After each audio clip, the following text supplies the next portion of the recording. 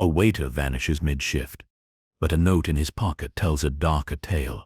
Welcome to Rust Evidence. I am your host, Silas Wren. Let's grow this mystery-loving circle. Comment where you're watching from.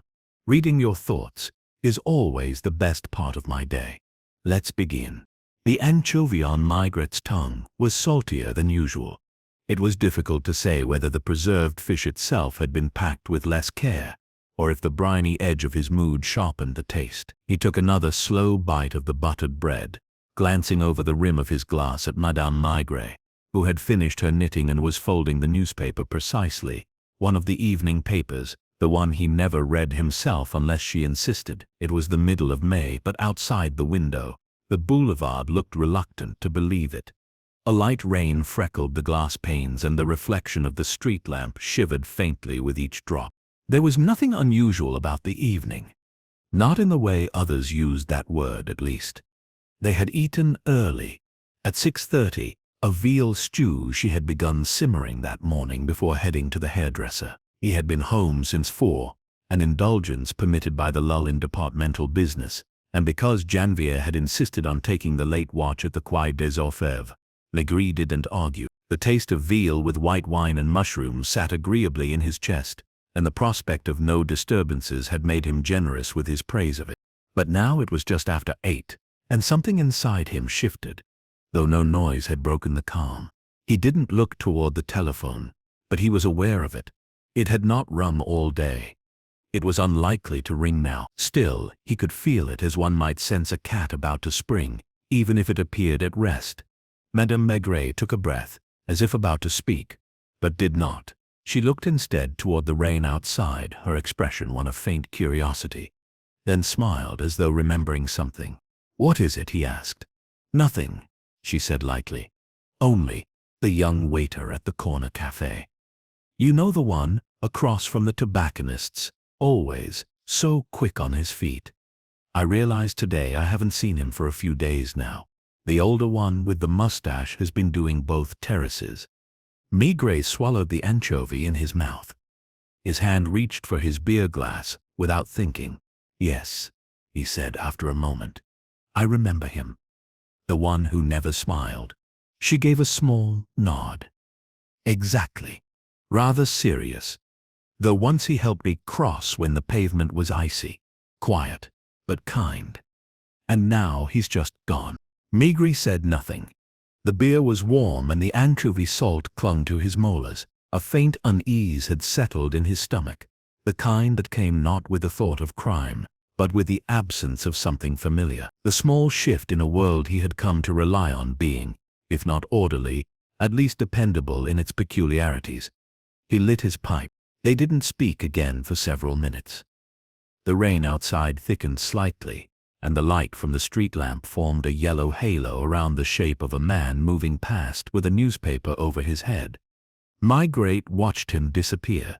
When the telephone rang at 8:21, he did not startle. Madame Maigrate simply looked at him, and he stood slowly, as if he had known all along he would be required to. The voice on the other end was that of Inspector Lognon, nasal and reluctant, as if his own words offended him. "Maigrate, I know it's not your shift, but—" Maigrate waited. Lognon filled the pause with the sound of shuffling papers. "There's a man asking for you," he said finally. "Insists it must be you. Says it's about someone missing. A waiter, from a cafe near the Rue Traversière." Maigrate made no comment. Lognon sighed. "He has a coat that smells of fryer grease and keeps wiping his hands on his knees. He says you used to sit on his terrace sometimes and ask for your beer with 2 fingers of foam. Tell him I'll be there," Maigrate said, and hung up. He turned back toward his wife, who was now arranging her knitting needles back into their cloth pouch. "You were right," he said. "It was him. The waiter's gone missing." Madame Maigrate didn't look surprised. She folded the pouch and placed it on the arm of the chair. "You'll want your heavy coat. It's colder than it looks." He smiled faintly and moved to the hallway where the worn coat hung like an old habit. Outside, the rain had thickened into mist, and the street bore the scent of wet stone and old tobacco.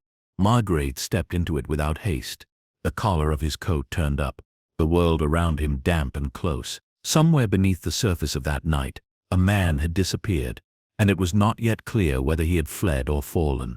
But Marguerite already felt it. This was not the kind of missing that ended with a postcard from Nice or a telegram from Le Havre. This was the kind of silence that had weight to it, the kind that sat inside a man's pocket, folded up like a secret too long carried.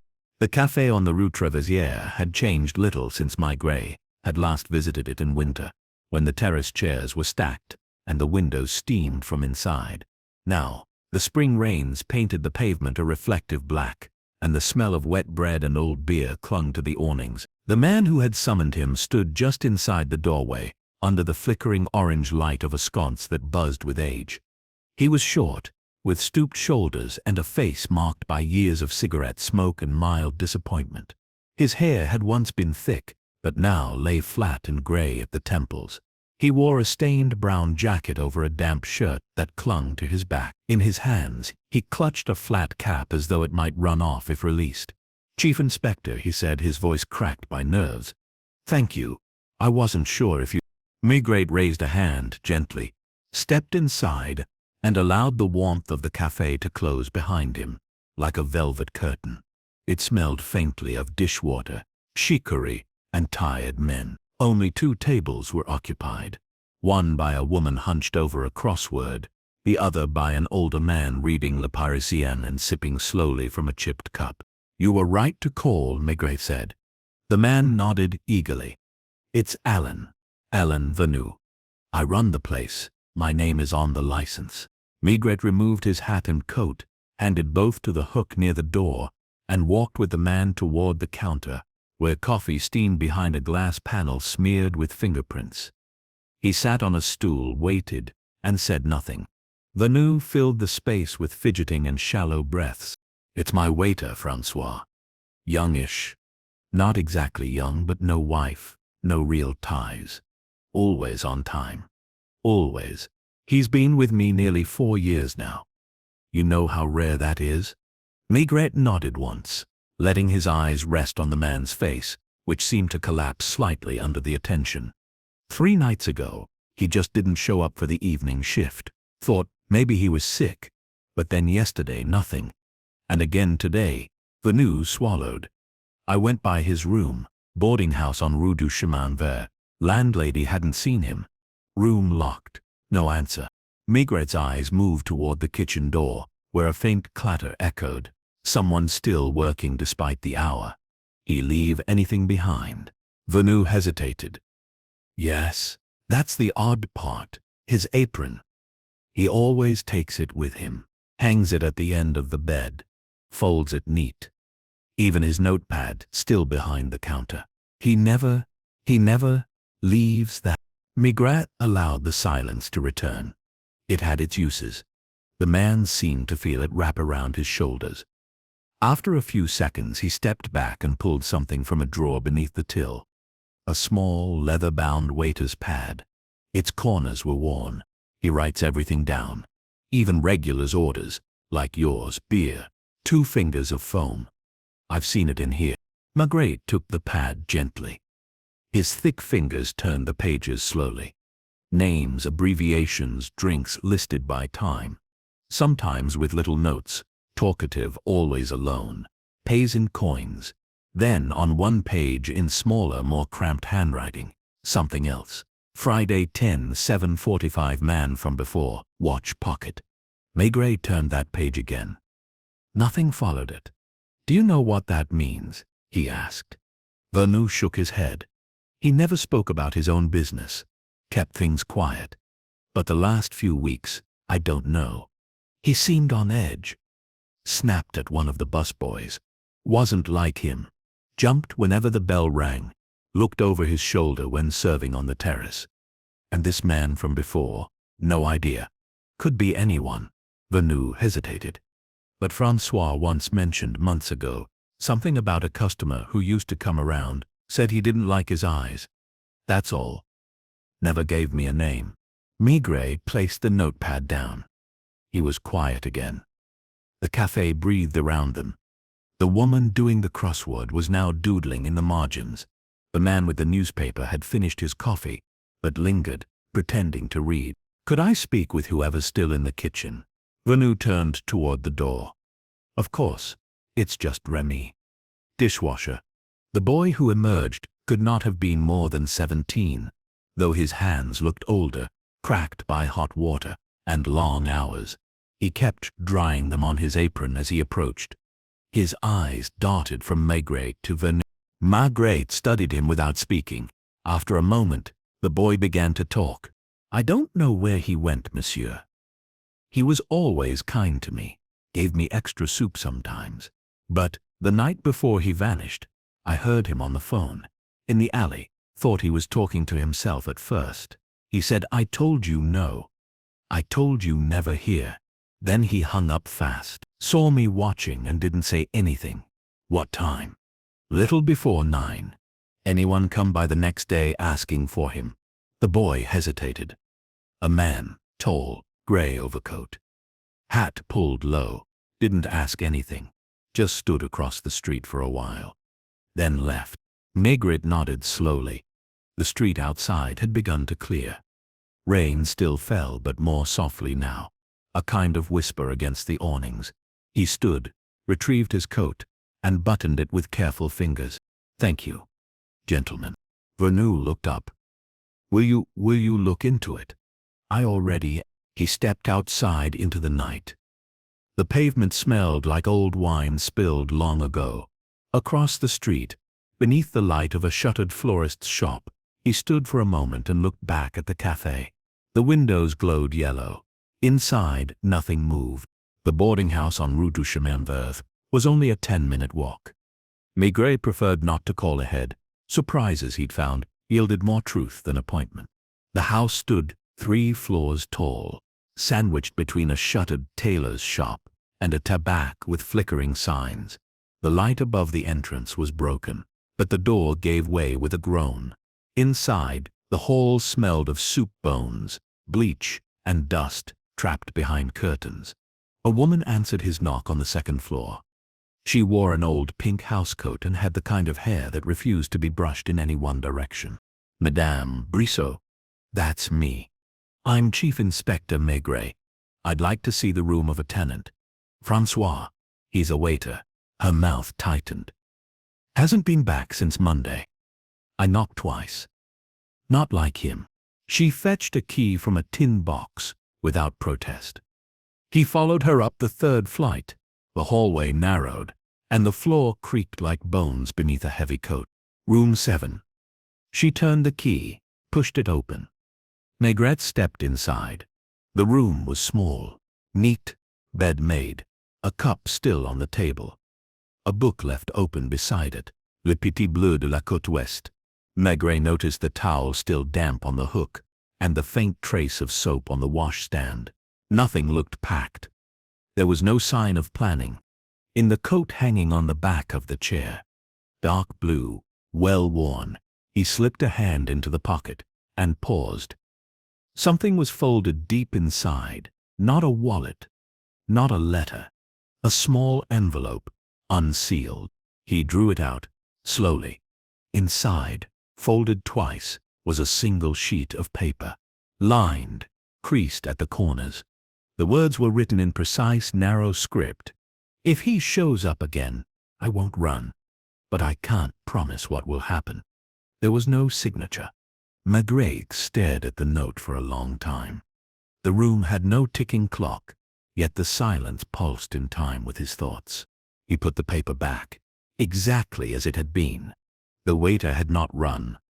That much he felt now with certainty. But something had happened between Friday night and now. Something that began long before Francois ever took that job behind the counter. And someone, somewhere, was waiting to see whether silence could remain a hiding place. But silence, as Maigret knew too well, always found its voice. Eventually, Maigret left the boarding house just after 10. The rain had paused, as if the night itself were holding its breath. The air smelled faintly of wet plaster and faint tobacco. Paris as it always had been, indifferent yet intimate. The note still pressed a subtle weight into the fabric of his coat pocket, though he had hinted it to Francois's own jacket, with the same care one might use to place a child's drawing back in a drawer. He would not show it yet. Not to Lognon. Not even to Janvier. Not until its voice was clearer. He walked slowly back toward the quay, not for the sake of exercise, but because walking in the dark through streets still glistening with moisture helped him think in straight lines. At a corner near Rue Sedaine, he passed a man trying to light a cigarette beneath a dripping awning and nodded without breaking stride. It was the kind of nod that required nothing in return.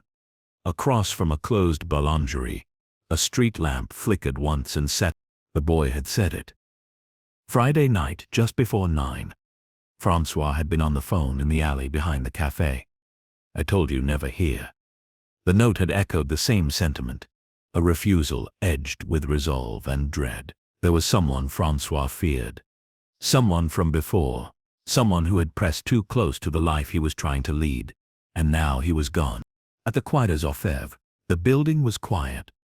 Almost solemn, the kind of hush it wore during late investigations and rainy nights, when desks lay scattered with tired folders, and the clerks had already buttoned their coats. The lamps along the corridor gave off a yellowish light, soft and strange. Maigret nodded to the constable at the desk and made his way to his office without speaking. Inside, he took off his coat, hung it behind the door, and sat down heavily at the desk. The radiator hissed faintly beside him. He lit his pipe, tamped it once with his thumb, and leaned back, staring at the opposite wall. The pad from the cafe was in his inner pocket. He drew it out and laid it beside the file Lognon had started on the missing person. Thin, of course, 2 pages, with more formality than substance. He made a mental note to send Janvier to the cafe first thing in the morning to speak again with the dishwasher. Young men spoke differently to younger detectives, and there were things Maigret wanted Remy to say without realizing he was saying them. He opened the notepad again and stared at the entry. Friday 10/7/45. Man from before. Watch pocket. That phrase, the last part, nudged at him. Watch pocket. It wasn't just an observation. It was a reminder. A detail important enough to be written down. A habit. A tell. Maigret let his mind search through images, men with their hands half hidden, always fingering something in the small pocket above the hip, sometimes for reassurance, sometimes to check if something was still there.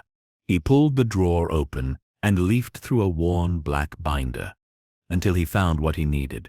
Photographs from surveillance archives, profiles that never made the front pages, but were kept for their inconvenient tendency to reappear. Fraudsters, small-time extortionists, debt collectors who preferred silence over confrontation.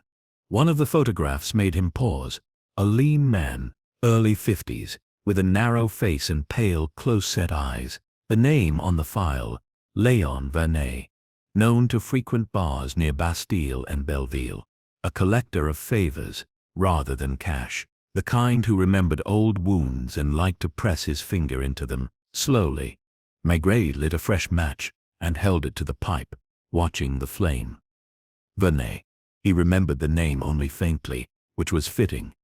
Vernet's type worked in half-shadows, content to be forgettable. A few run-ins over the years, mostly on the periphery of larger messes, never charged. But there had once been a matter 7, maybe 8 years back, of a missing watch from a Montmartre dance hall cloakroom. A young man beaten half to death. No witnesses, just whispers that the victim had owed something. Maigret remembered thinking at the time, there's something particularly cruel about those who hurt for forgotten debts.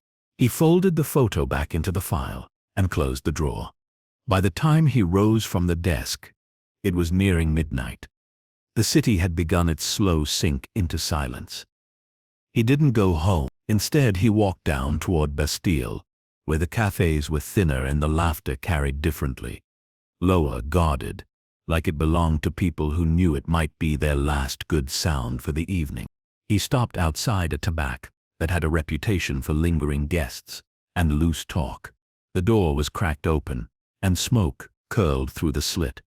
Inside, 2 men were playing cards at a table near the back. The bartender, a woman with sharp red lips and tired shoulders, looked up briefly, then down again. Maigret didn't introduce himself. He never needed to here. He stepped to the counter and said quietly, "I'm looking for a man, Vernet, Léon Vernet, wears a gray overcoat, walks with his left shoulder slightly higher, always keeps a hand near his hip." The woman didn't blink. She reached for a glass and began drying it with a frayed towel. "Came in last night. Didn't stay long. Alone?" "No. Sat with someone younger. Nervous fellow. Looked like he wanted to leave before he arrived. They didn't drink." Maigret's eyes narrowed slightly. "What time?" "Between 8:30 and 9. I remember because the news came on just after they walked out. They didn't use the front door. Rear alley." She nodded. "I didn't follow." He nodded once in return and left a 5-franc note on the counter, though he hadn't ordered anything. Outside again, the night was no longer thick with rain, but the air clung to his skin like damp wool. The alley behind the tabac was narrow, lined with empty crates and rusted bins. A single bare bulb hung above the door, swinging slightly in the breeze. He stood there for a moment, the quiet pressing against his back. So Friday night, just before 9, Francois had spoken on the phone behind the café. The same time, a man like Vernet met someone fitting Francois's description in this tabac. They didn't stay. They walked out into the dark. Vernet had come to collect, and Francois perhaps had refused to pay. But there was something more. Something behind the phrasing of the note, behind the waiter's carefully measured distance. Not fear, exactly, something older. Resentment. Maybe a decision made before the threat arrived. Maigret turned and started walking. He did not rush. Nothing in this case required haste. The waiter was gone, but not erased. The city never allowed that. There were always traces, breadcrumbs, ashes, broken things mended once and now forgotten. Tomorrow, he would send Janvier to the train stations, see if anyone had left under an assumed name, check the hospitals, speak again with Madame Brissot about the landlord's records. He would return to the café and ask to stand behind the counter, just as Francois had, to see what he would have seen. People talked differently when they thought they were being served. But tonight, he simply walked, past shuttered bookstores and windows lit with the flicker of late-night radio, past the bridge where lovers had once carved their names into the railings, past the silent things. He didn't yet know whether Francois was dead, but he knew this. If the man was still alive, he was holding on not out of cowardice, but out of principle. That note was not a cry for help. It was a promise for help. It was a promise for help, and promises had weight. Maigret had learned that long ago. Weight enough to draw men back out of hiding, or into confrontation. He only had to wait. Watch. Listen. The city would tell him the rest.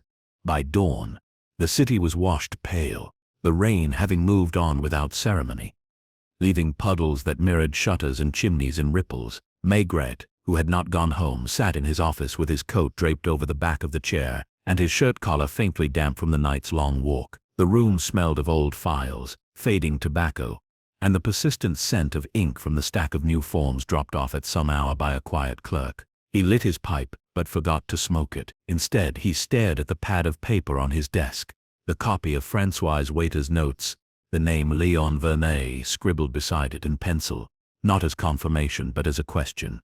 The cleaner passed by his open door, gave a small nod, and disappeared down the hall. Maigret didn't move. He felt the shape of the mystery now. Not the whole of it, but the outline, the silhouette of two men bound not just by fear, but by history. One had shown up with intent, the other had prepared for something inevitable. At 8, Janvier arrived, punctual as always, in a brown overcoat, still speckled from the weather.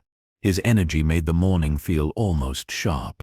"You didn't go home," he observed, without judgment. "No." Janvier hung up his coat and rubbed his hands. "Café owner again?" "No.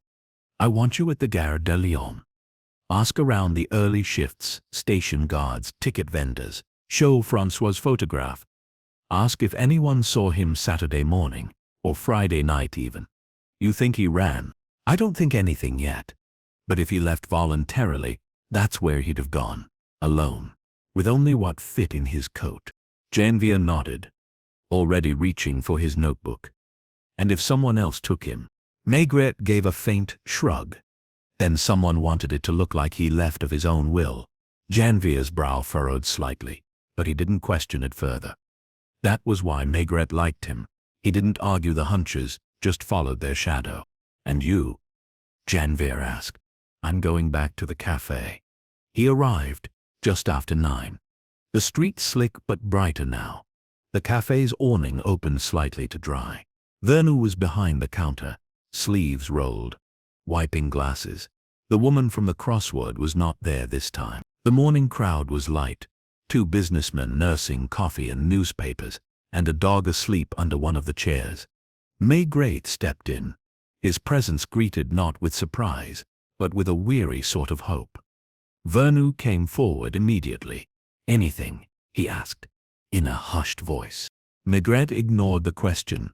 I'd like to stand where Francois stood, behind the bar, where he wrote the notes. Vernou blinked, unsure, but stepped aside. Maigret moved behind the counter. From there the room changed. The angle shifted. He could see the full layout, who sat close, who lingered at the back, who had eyes on the door. There were the taps, the drawer for notes, the apron hook. He leaned slightly forward and found the notepad still tucked in the same crevice. A new one. Blank. He turned to Vernou. Where did he usually keep the tips? In the tin. That one. Maigret opened it. Coins, yes. But underneath, 2 metro stubs old, a bus schedule, and folded so small it took effort to unfold. A scrap of yellow paper, a name written in tight script. Sophie Larocque. No address, no number. The ink had bled slightly, as if someone had handled it with damp fingers. Does the name mean anything? He asked. Vernou frowned, shook his head slowly. No. Should it? It might. He slipped the paper into his pocket and stepped out from behind the bar. The businessman had left. The dog was gone too. The room had a brief quietness that felt waiting. Expectant. He walked the 3 blocks to a public booth and called the central records desk. The voice on the other end, slightly bored, eventually returned with an address. Sophie Larocque, seamstress Rue Popincourt, 5th floor. The building was a narrow one, with chipped shutters and laundry strung from the 3rd window like faded flags. Inside, the stairs were steep and uneven, and on the 5th floor Maigret knocked gently. A pause. Then soft footsteps. The woman who opened the door was in her 30s, perhaps older, dressed plainly, but with careful hands. She had short cropped hair, the kind that gave away nothing, and her face showed neither fear nor surprise. Yes? Sophie Larocque. Yes. I'm Chief Inspector Maigret. May I speak with you? She nodded once, wordless, and let him in. The apartment was clean, small. A sewing machine by the window, a table set for one.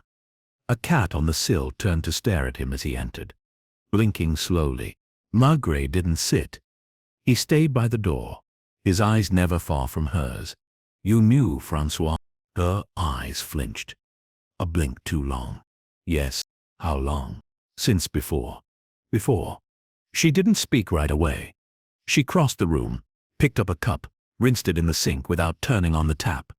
The sound of the ceramic against the metal rang out sharply. He worked for my father once, she said finally. When we lived in Montargis, we were young. Things happened. What kind of things? She turned then, leaned against the counter. Her eyes met his. Nothing criminal. Just bad enough to leave. Who did he leave behind? She hesitated, then said simply, Me. Why was his name written in your hand on a slip of paper, in a coin tin? Her mouth twitched at one corner. He came to me a week ago, asked if I was all right. We hadn't spoken in years. I thought he came to apologize. Maybe he did. But I think he also came to say goodbye. Maigret waited. I think someone found him, she said. found him and reminded him of what he owed. Or what they thought he owed. Who? I don't know.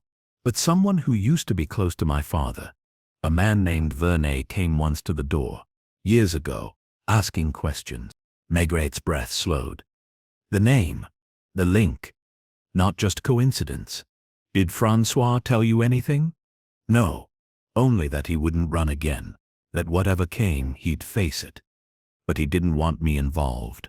She wiped her hands on her skirt, sat down slowly. He was the kind of man who would rather vanish than lie. Maigret looked around the small room once more. A quiet place. A single life. When did you last see him? Friday. Just before nightfall. Was he afraid? No, she said. Resolved. He nodded, thanked her, left. Outside, the sun had begun to fight through the clouds, but the air was still damp with something unfinished. He stood for a moment on the street, looking up at the window where the cat still stared out. Vernet had come looking. Francois had tried to warn him away. A past, not quite buried. A girl once loved. A man once feared. It was beginning to unravel, not with noise but with threads, one by one. And Maigret knew that somewhere close, Vernet was watching. Not hiding, waiting. That was his kind. They didn't run either, and when they met, it wouldn't be a confession. It would be something quieter. A refusal to keep pretending. Maigret did not return to the office. Instead, he walked. The street below Sophie Larocque's apartment narrowed into a quiet corridor of parked bicycles and shutters, still drawn against the morning's slow arrival. He moved without urgency, the way one walks when chasing a thought that has not yet fully formed. It wasn't just that the pieces were aligning. Francois, Vernet, the weight of a past that had pressed against the present until it finally bruised, it was the shape they were beginning to make. There was no clever crime here, no sudden act of madness. It was slower than that, almost ordinary, and because of that, far more dangerous. He lit his pipe, but let it die between his teeth. Sophie's words echoed with a kind of quiet fatalism that bothered him, not for what they said but for what they implied. Francois had come not to make peace but to stand still, to wait for something or someone that had shadowed him for years. Vernet had always been a name on the periphery, one Maigret remembered not for what he had done, but for what he could do if allowed time, silence, and the fear of memory. It was the subtle violence of a man who didn't strike until the victim had convinced himself it would be a relief. He turned onto Rue de la Roquette and entered a small tobacco shop, where the clerk recognized him immediately. They exchanged brief pleasantries before Maigret showed him Vernet's photograph. The clerk studied it, with a cigarette dangling from his lower lip. He was here 2 days ago, he said. Bought Gauloises. Didn't say much. Maigret nodded. Alone? He spoke to someone outside. After, I didn't see who, just heard the voice. Younger. What time? Evening. Close to 9. The time again. Always around 9. As if Vernet had chosen a specific hour to make himself known. Back at the Quai des Orfèvres, Janvier was already waiting, seated with one leg crossed, coat draped on the chair behind him. He rose when Maigret entered, holding a folded note. Gare de Lyon, he said. No one saw him. No ticket under his name. No unclaimed baggage. No one matching the description. Maigret took the note, but didn't unfold it. He didn't run, he said simply. Janvier nodded. I thought that too. Maigret lowered himself into the chair and tapped the stem of his pipe against the edge of the desk. I want Vernet brought in, quietly. Not by uniform. Find him. Follow him if you have to. But I want him here, before he knows why. Janvier straightened. You think he... I don't think, Maigret. Cut in gently. I feel it. That's enough for now. Janvier didn't argue. He left quickly, efficiently, without fanfare. Alone again, Maigret pulled open the top drawer of his desk and removed the small folded note he had found in Francois's coat. If he shows up again, I won't run, but I can't promise what will happen. The line troubled him not. because it suggested violence, but because it didn't, it was resignation, sharpened. A man braced not to strike but to stop being afraid. He stared at the ceiling, letting the patterns of the plaster dissolve into blur. Francois had once been close to Sophie. That much was clear, and Vernet had been close to Sophie's father. Not a family friend. That was too soft a word. More likely, a collector, someone who kept the men of a town in check with small debts and old rumors. Maigret had seen it before. Vernet was the sort who never left entirely. He lingered, let things settle, then returned when everyone had convinced themselves they were safe again. The afternoon passed slowly. Outside, the sky cleared slightly. He didn't leave his desk. At 4, a call came through. Janvier's voice, low, careful. "We've got him. Picked him up near Belleville." He didn't resist. "Good. Bring him up." 10 minutes later, Vernet stood in Maigret's office. He looked much as he had in the surveillance photo, though thinner. The skin around his mouth collapsed slightly, like someone who had smiled too little and clenched his jaw too often. He wore the grey coat Maigret had imagined, and he held his hat in both hands, crushing its rim slightly as he stood. He didn't sit until invited, and even then, perched stiffly on the edge of the chair. His pale eyes met Maigret's, without flinching. "I assume this isn't about a parking violation," Vernet said dryly. Maigret didn't respond. He filled his pipe slowly, struck a match, and watched it burn to the edge before blowing it out. "You know a man named Francois?" Vernet shrugged. "Common name. A waiter. From the Rue Trevosier Café. He's been missing since Friday." A flicker, barely perceptible, moved across Vernet's cheek. "Doesn't ring a bell." Maigret said nothing. Let the silence return and fill the corners of the room. Vernet shifted slightly, cleared his throat. "Why would I know a waiter? You've been seen speaking to him. In a tabac, near Bastille. Friday night. Just before 9. Vernet's mouth opened, then closed again. He leaned back in the chair. "All right. Maybe I do know him, briefly. He used to work somewhere I drank, years ago. He owed a small amount. Nothing serious. I saw him, said hello. That's all. No mention of Sophie Larocque." Now Vernet stilled completely. The kind of stillness that was not surprise, but calculation, weighing what the name cost. "She's not part of anything," he said finally. "No," Maigret agreed. "But you were, and so was her father. Back in Montargis." Vernet looked toward the window now, as if the glass might offer escape. When he turned back, his voice had softened slightly. "Francois made choices. Then he ran. That's what he did. I didn't touch him. I just reminded him that people don't forget." Maigret watched him for a long moment, then stood, walked to the window himself. The sun had dipped, throwing long shadows over the sign. He spoke quietly. "You didn't need to touch him. You only needed to stand still and wait. You made yourself into the storm. He did the rest." Vernet's face stayed composed. "So what now?" "Now," Maigret said, turning back, "we find him." "He's gone," Vernet said with unsettling confidence. "You think?" "I know men like him. They break quietly. He was always one gust of wind from disappearing." Maigret let him stew in the words. Then he called Janvier and had him escorted downstairs, not charged, not booked, not yet. Just observed. Vernet's kind made mistakes when they thought they'd won. When the office was quiet again, Maigret sat down slowly, the weight of the long day settling into his shoulders. He stared at the notepad again, at Francois's careful handwriting, that note folded in his pocket, the strange certainty in Sophie's voice. He wasn't convinced Francois had broken, but he was beginning to worry that Francois had chosen to be forgotten, chosen to step outside the edges of his life. Somewhere in the city, the waiter who had once feared Vernet had taken that fear and turned it into silence. Maigret needed to listen harder, because in that silence, something still waited to be found. The next morning, Paris stirred under a pale sky. veined with tired clouds.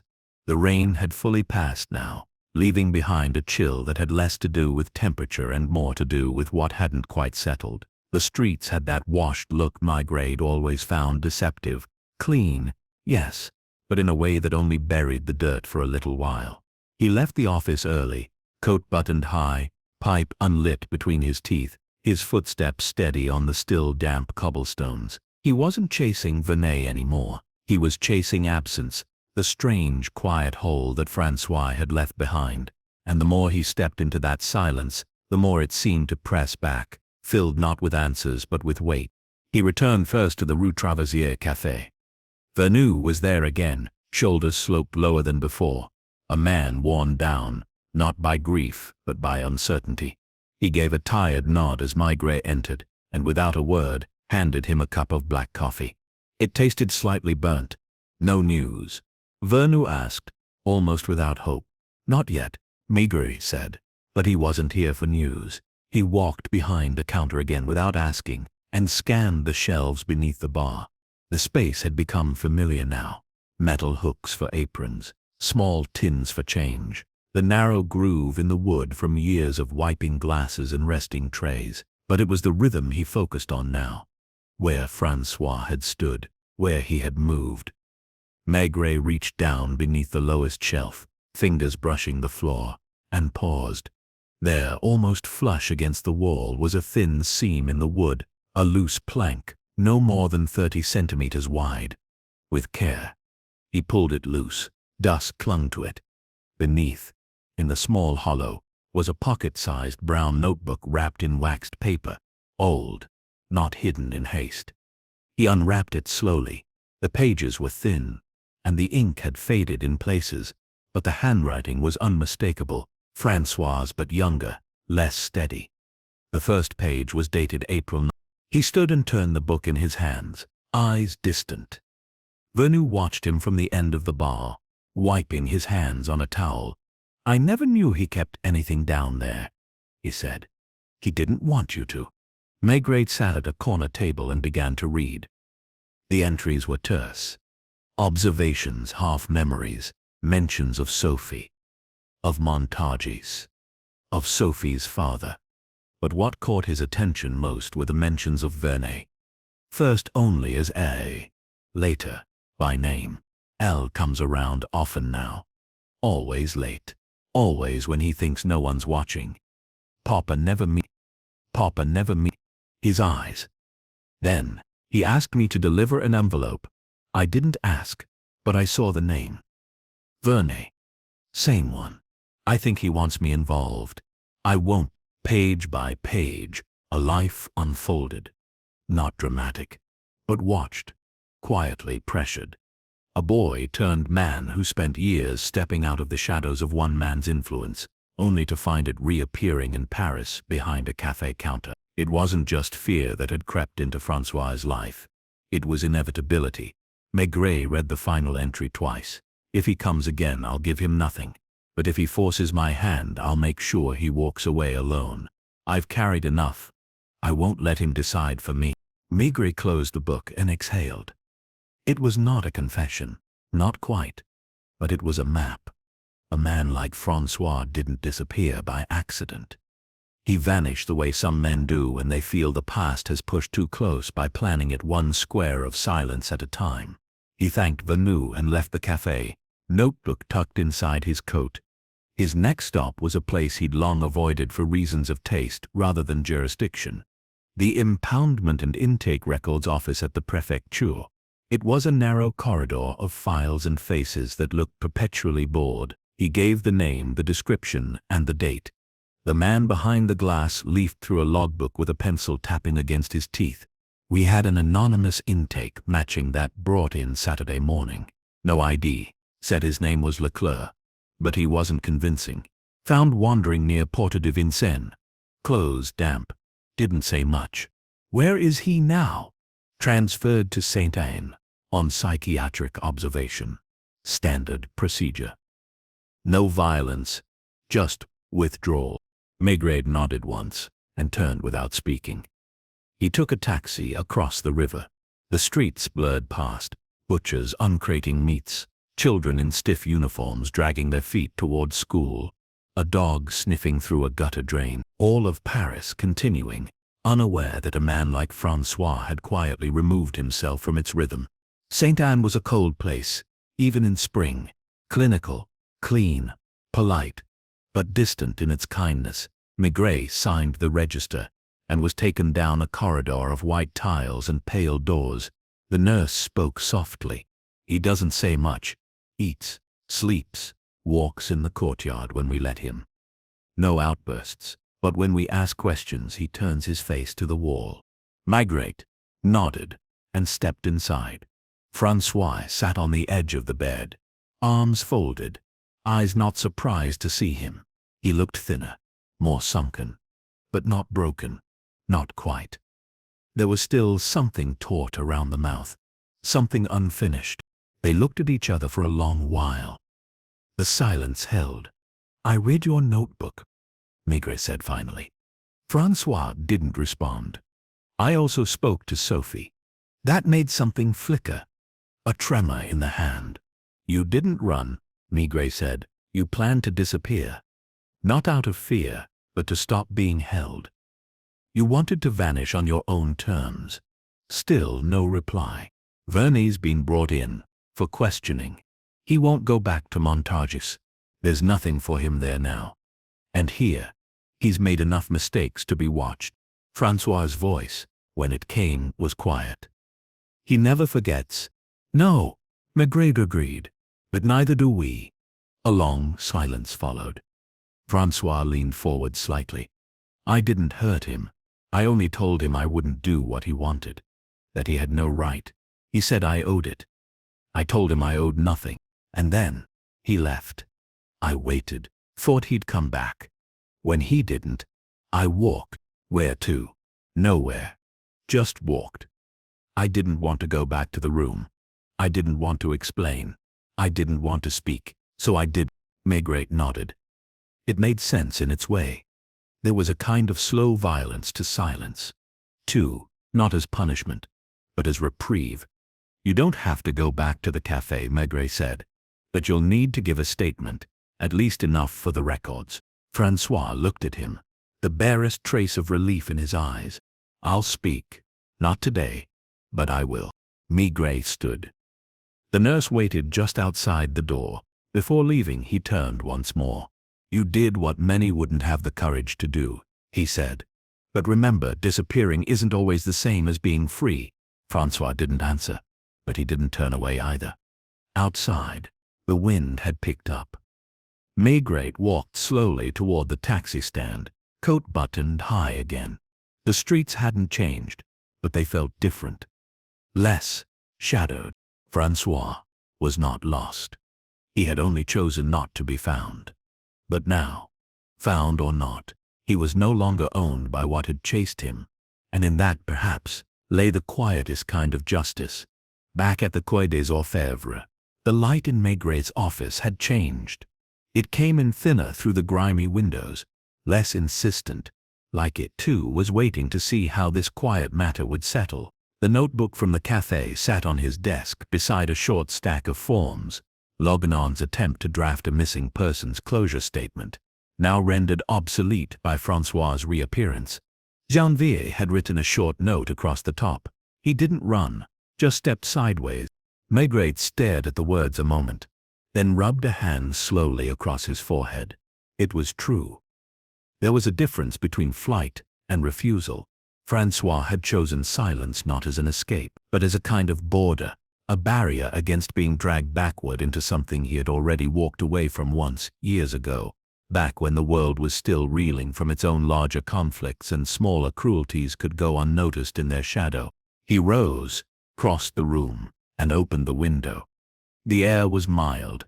From somewhere below, a boy whistled an uneven tune, off-key but persistent. Paris was already moving on, as it always did, indifferent to one waiter more or less, to a debt never repaid, to a notebook left behind in a floorboard hollow. But Maigret wasn't quite ready to move on. Something still pressed against him. Not the mystery itself, which had unfolded slowly and without violence, but the lingering presence of Verney.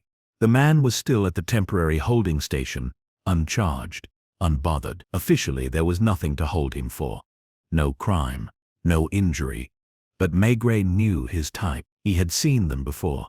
The men who didn't steal with their hands or kill with knives, but who nonetheless left ruin in their wake through pressure, insinuation, and the steady corrosion of someone else's peace. He lit his pipe and turned toward the hallway. Downstairs, in one of the smaller interview rooms, Vernet sat with his hands folded and his coat over the back of the chair. He looked comfortable, as if he had simply wandered in for a cigarette and conversation. When Maigret entered, Vernet gave a slight nod, almost friendly. "No more questions?" he asked. Maigret sat across from him, slowly. The room was quiet. There was a low buzz from the hallway light, and the faint scrape of a pen from the adjoining room. "You're not a stupid man," Maigret said. "So I'll ask you not to play one." Vernet's smile was faint. "Inspector, I've done nothing. I spoke to an old acquaintance. He disappeared. You found him. If that's a crime, we're all guilty of conversations." Maigret watched him for a long moment. "You knew what would happen. You knew exactly how much to say. You used the past like a leash, tight enough to pull, loose enough not to leave marks." Vernet leaned back. "You're giving me a great deal of credit." "No," Maigret said calmly. "Only the credit of observation. I've seen your kind before. You don't want blood. You want control. You want a man to sweat in his own skin until he starts seeing shadows that you never have to cast." Vernet's eyes flicked slightly. "Only slightly. You came to Paris because you knew Francois had made a life for himself. A quiet one, predictable. And you knew that if you stood in the corner long enough, he'd collapse under the weight of remembering what you used to be. I didn't threaten him. You didn't have to." Maigret leaned forward, just enough. "And I want you to understand something very clearly. He didn't collapse. He endured. He stepped away because he thought you were still dangerous. That's over now." Vernet said nothing. He looked down at the table, then back up with a flicker of something behind the eyes. Not fear, not guilt, irritation. "You can't charge me," he said. "No," Maigret agreed, "but I can have you watched. Every move, every conversation. You won't be anonymous anymore. You'll be the man with a file, a name that comes up, that bothers people, that slows things down for you." He stood. "And men like you don't like to be noticed, do they?" Vernet didn't answer, but his knuckles had gone a shade paler against the edge of the table. Maigret stepped out into the hallway. He didn't need to say more. He had seen it land. Sometimes justice was not the gavel or the cell. Sometimes it was the knowledge that the silence you relied on had been broken permanently. Outside, the sky had cleared more fully. He walked to a cafe near the station and ordered a beer. One finger of foam. The glass was cold, the table sticky from an earlier customer's sugar spill. He sat back, listening to the low murmur of conversation around him, the occasional rattle of spoons against ceramic. It was a strange kind of resolution. No arrest, no death, no violence. Just the removal of fear, like pulling a nail from a board. You were still left with the hole, but at least it didn't bleed anymore. Later that afternoon he returned once more to the boarding house on Rue du Chemin Vert. Madame Brissot met him at the door, arms folded into her apron. "He's not back," she said immediately. "I know. He's resting somewhere else, but he may want to collect his things soon." She softened slightly. "I didn't mean to speak against him. He paid his rent. Never loud. Always polite." Maigret smiled faintly. "You weren't unkind." Upstairs, room 7 still carried Francois's presence. His coat, his shoes lined up too precisely. The small book still open on the table as if paused mid-thought. Maigret walked the perimeter slowly. There was nothing left to find. Not really. But he stopped at the window and looked out. From here, one could see part of the street below, just enough to recognize faces, to note who walked past, and who lingered.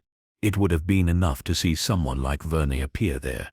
to feel the walls shrink just slightly, to feel the old life press its weight onto the new one. He reached into his pocket and pulled out the brown notebook once more. He turned to the back page, which he hadn't noticed before. There, in even smaller handwriting, Francois had written something like a line from a prayer, but without address. I don't want him punished. Just gone. Maigret closed the book and replaced it carefully where he'd found it, between the folded shirts. On his way down, he paused by the stairwell. If he comes, he said to Madame Brissot, tell him no one's looking for him anymore. He's allowed to stay lost, if he chooses, or come back, if he prefers. She nodded, and for a moment her face softened completely. Maigret stepped into the late afternoon light and began walking.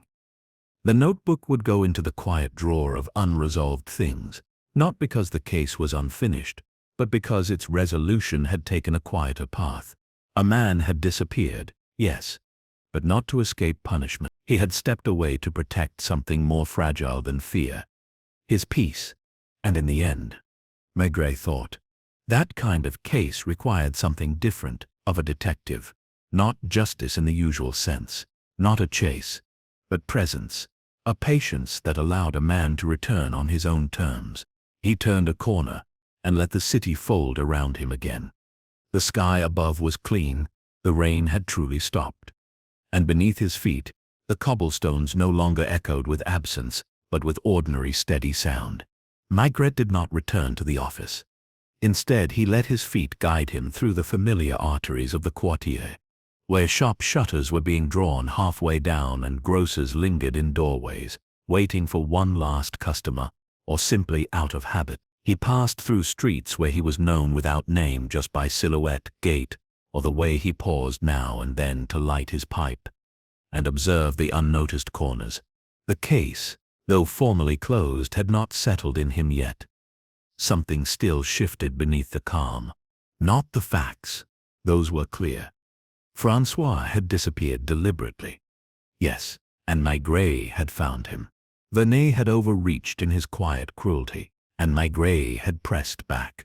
The names were known, the players accounted for, but the emotion of the case, the dense moral fog that clung to it, refused to lift. He had come to accept long ago that not every story ended with clarity. Some ended with distance, with two people choosing never to cross paths again, and a detective watching to be sure they kept that pact. At a corner cafe just before the canal, Maigret stopped for a moment. A boy was closing the wooden shutters with more enthusiasm than precision, and an old man sat with a glass of kir, dozing. Maigret watched the scene in silence, then continued on. When he finally turned toward home, dusk had already begun to fold over the rooftops. The apartment was warm, and the smell of something modest but careful, leeks and ham, greeted him at the door. Madame Maigret looked up from her mending with a question in her eyes, though she did not ask it aloud. She had long understood that her husband returned from certain cases more contemplative than others. "It's done," he said, removing his coat and hanging it with the careful slowness of a man still replaying moments in his head. "Then you'll eat." He nodded, sat at the table and waited while she set down the plates. The meal was quiet, save for the soft clink of cutlery and the occasional hum of traffic from the street below. They spoke of little things, an article in the newspaper, a neighbor's renovation, but he noticed her watching him, the way she always did when something in him remained turned inward. After dinner, while she watered the plants on the balcony, he sat in the armchair and lit his pipe. The smoke curled toward the ceiling as he thought again of Francois's final words. "I didn't want to explain. So I did." There was something in that line, so simple, so human, that refused to loosen its grip on him. The next morning he arrived at the office early, before the clerks and the junior inspectors, before even the hallway coffee had finished percolating. He opened his desk drawer and retrieved the brown notebook again. It didn't belong in evidence. It didn't belong in a file. It was too personal, too rooted in the quiet suffering that bureaucracy didn't know how to record.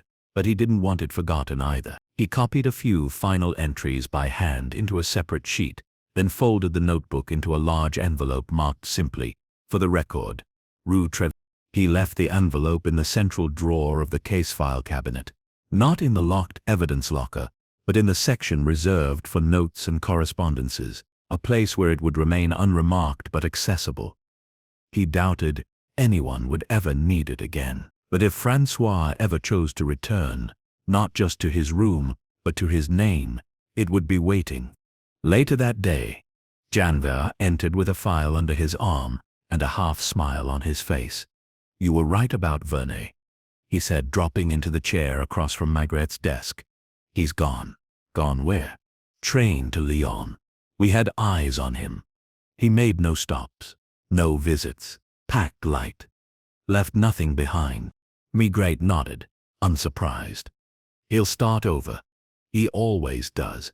Janvier hesitated. "Should we keep looking?" "No," Maigret said quietly. "Let him go. He's not our concern anymore. But if he reappears, we'll know. Men like Vernet can't help but cast long shadows, but for now, we've cut the thread he was pulling." "That's enough." Janvier nodded, satisfied in part, though still reluctant to let something so vague pass unchased. He rose, tapped his fingers lightly on the desk, and left without further word. By late afternoon, a letter arrived addressed to Inspector Maigret, Quai des Orfèvres, in uneven script. There was no return address. The envelope was unsealed. Inside was a single sheet of paper, unsigned. "Thank you for not asking me to name the things I've tried to forget. I will not return to that street, but I will walk again, with fewer ghosts. That is something." Maigret folded the note carefully and placed it in the same drawer where he had left the notebook's transcript. It was not a confession, not a closure, but it was a trace, a small sign that something had shifted, that the silence had not won entirely.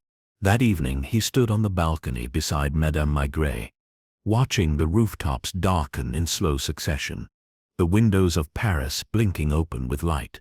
He did not speak for a long time. Then, softly, he said, "He'll be all right." She looked at him without asking who. "You see too many people who aren't," she said. "That's true. But you remember the ones who survive, the ones who survive, He nodded, not answering. Somewhere below, a woman laughed too loudly, and a dog barked twice in reply. The city was unchanged, but it sounded softer now, as though it too was exhaling. He turned back inside, unbuttoned his collar, and let the day slide off his shoulders. In the end, the case would never be one for reports or medals. There had been no body, no weapon, no villain in the traditional sense. But it had left a mark all the same, a quiet one, like a footprint that appears only after the rain. And Maigret, more than most, knew to watch for those. 2 days passed. Rain threatened but did not fall, as though the city had exhausted its appetite for drama and now preferred the humdrum certainty of clouds.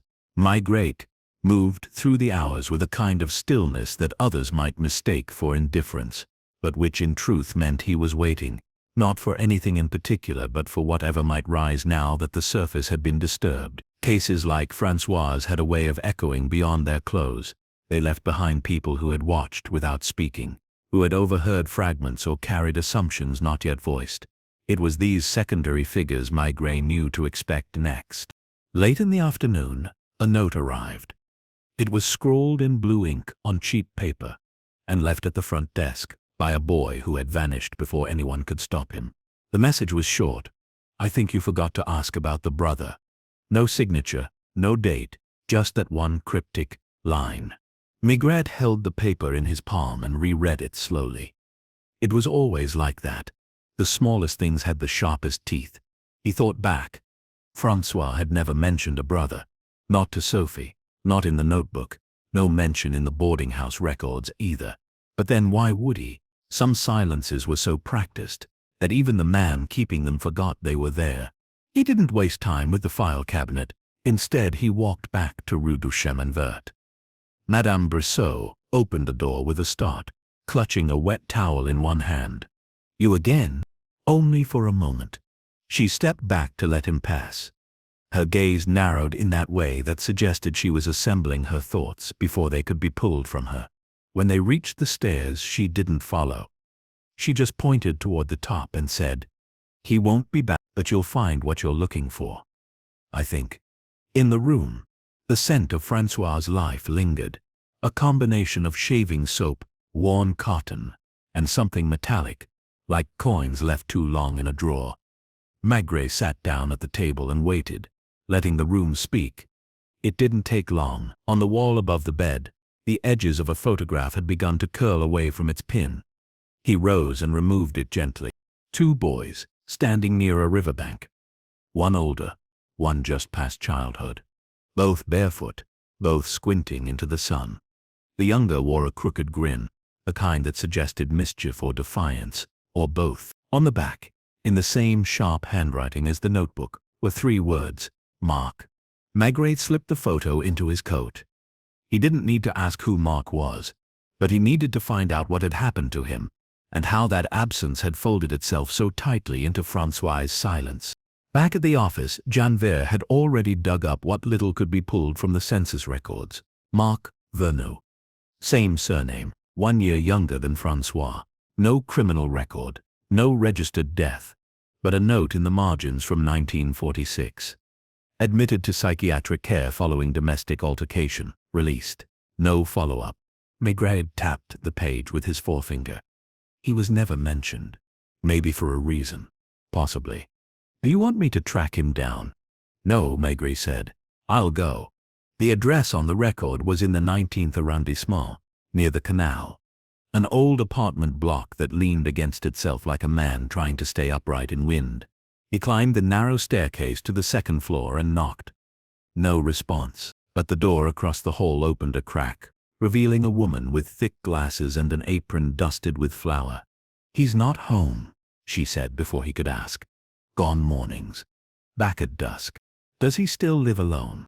"Always. Quiet. Type. Keeps odd hours.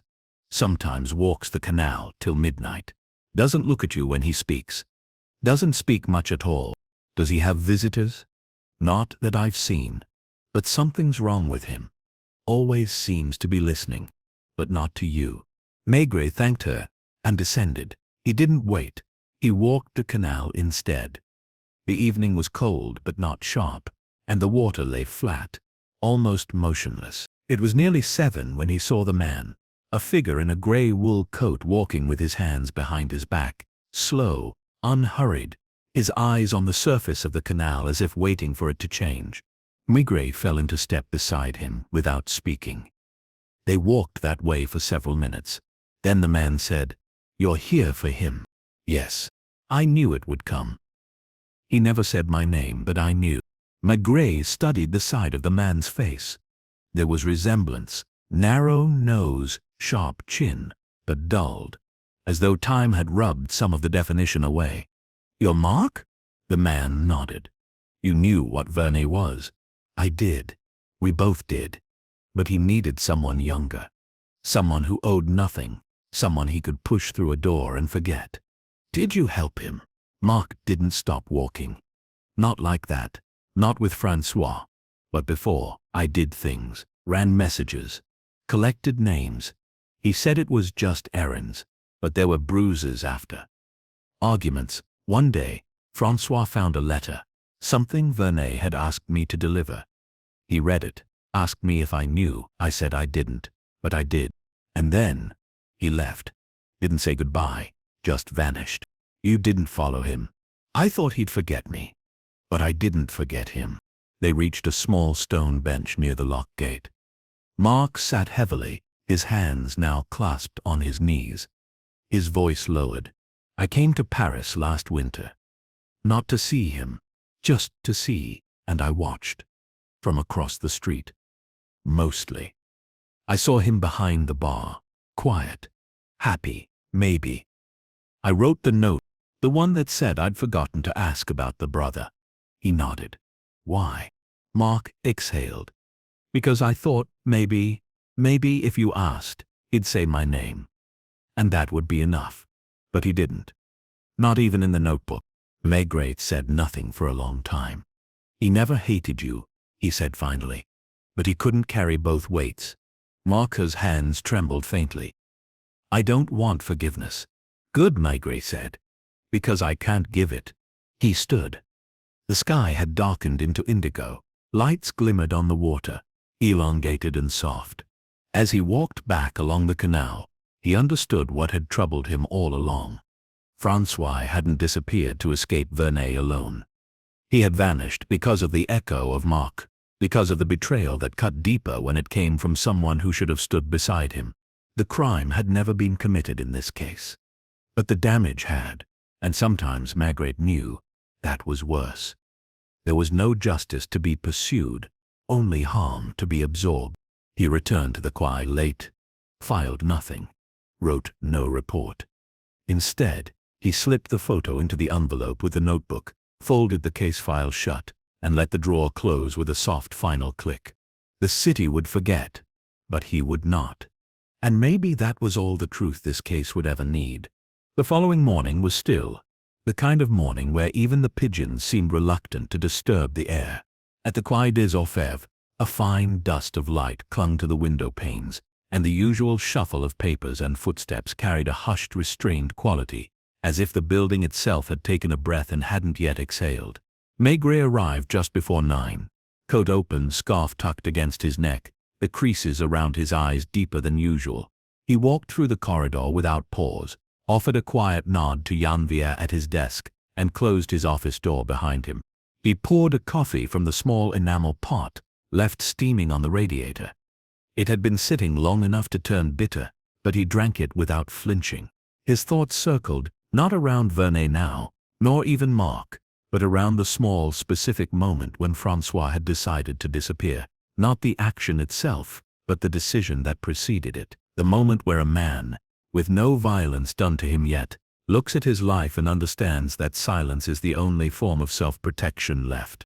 It wasn't cowardice, not even avoidance. It was something else entirely. A slow shrinking of the self, a deliberate folding inward, to preserve what little hadn't already been corroded by association, by betrayal, by the long, shapeless pressure of men like Vernet and brothers like Marc. A tap at the door interrupted his thought. Janvier entered, holding a small square envelope with a faint blue edge. Came this morning. No stamp, probably dropped by hand. Maigret took it, opened it carefully. Inside was a postcard. Its front image faded. A painting of a small coastal village, whitewashed walls, low cliffs, a bench facing the sea. The writing on the back was steady, though plainly unpracticed, as if the writer were relearning how to say something after a long silence. No return address. But I found a place. Not forever. Just far enough. Tell her, I'll write when it feels safe. Tell you thank you. There was no need to ask who her was. Sophie would receive a visit, or perhaps just a knock and a letter slid through the door. It would be enough. Maigret knew she didn't need grand explanations, just the assurance that the last trace of what had chased them both had truly left the frame. He placed the postcard beside the brown notebook and folded his hands in front of him. It was tempting to file it, to add it to the drawer like the rest. But this story didn't need an archive, it needed to be released. After a moment he rose, buttoned his coat and left without announcement. He didn't go to Sophie's apartment immediately.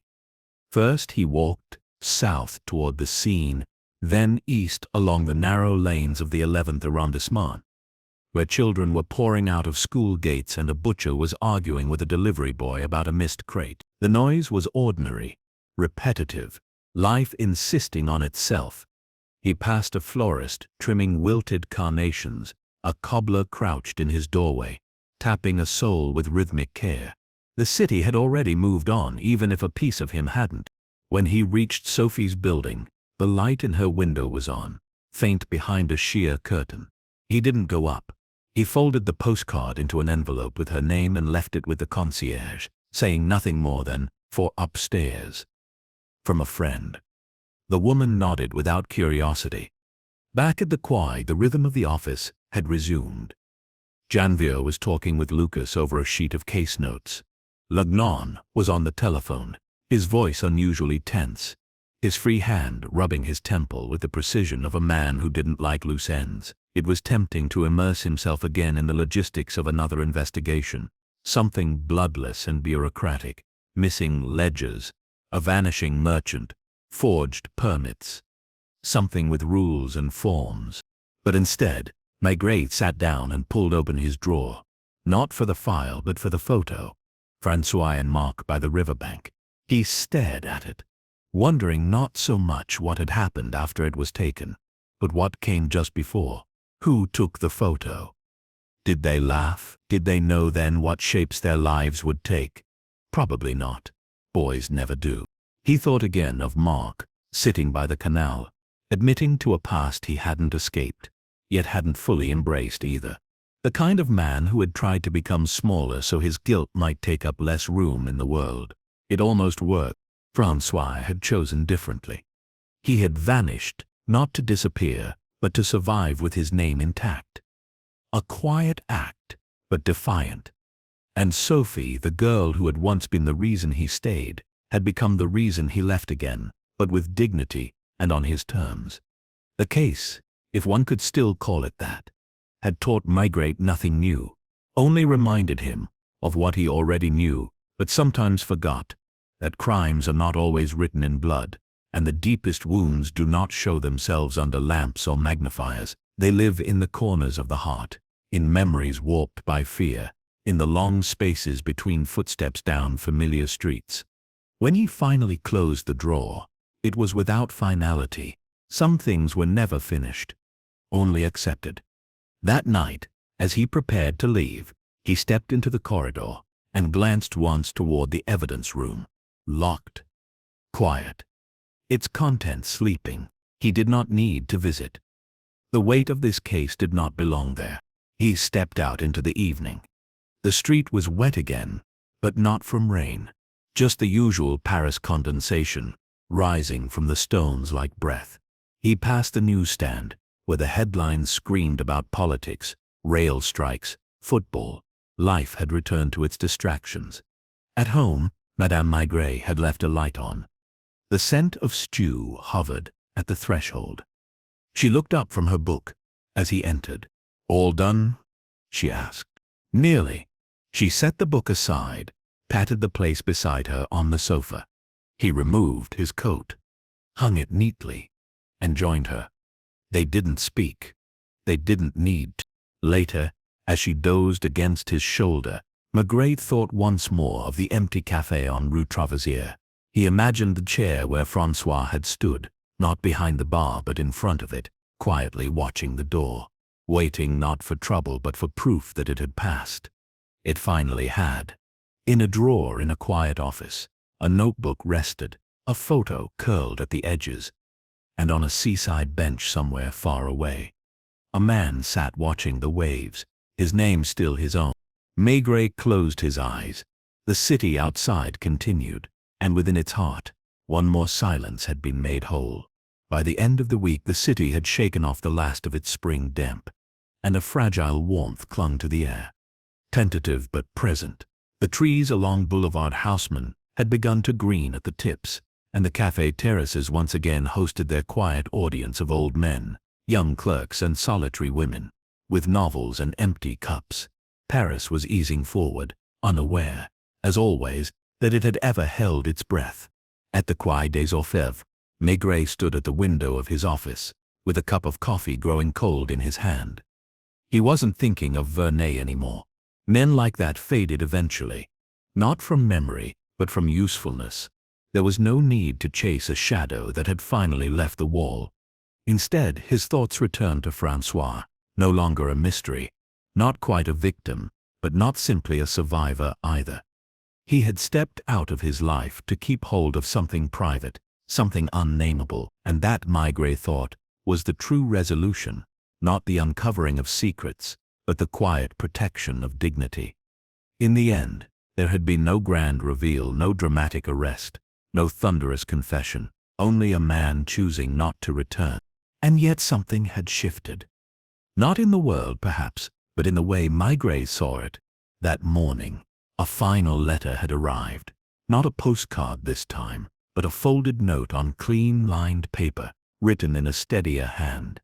It had no salutation and no closing signature. It simply said, "I've started writing again. Just in a small book. Nothing serious. I try not to think about who might read it, but it helps. I walk by the sea now. I serve no one. And for the first time I don't feel observed. It's enough." Maigret read it once, then tucked it gently into the brown envelope with the notebook and the photograph, and returned it to the case drawer, which now closed not with weight but with peace. He had done what he could. The rest was not his to fix. Outside, the river moved slowly under the Pont Saint-Michel, and bells rang out somewhere. An ordinary hour, an ordinary chime. In another arrondissement, Sophie Larocque opened her door and found no letter, no visitor, but she no longer waited. In the 19th, Marc still walked the canal at dusk, always alone, always silent, no longer searching. And somewhere beyond the city's edge, near salt air and simple days, a man wrote in a notebook, not meant for evidence but for healing. Maigret turned from the window, reached for his coat, and extinguished the lamp on his desk. There would be other cases, louder ones, bloodier ones, but this one would remain, not for what was solved but for what was spared. He left the office quietly, as always, without announcement, and let the door fall shut behind him with a soft final click,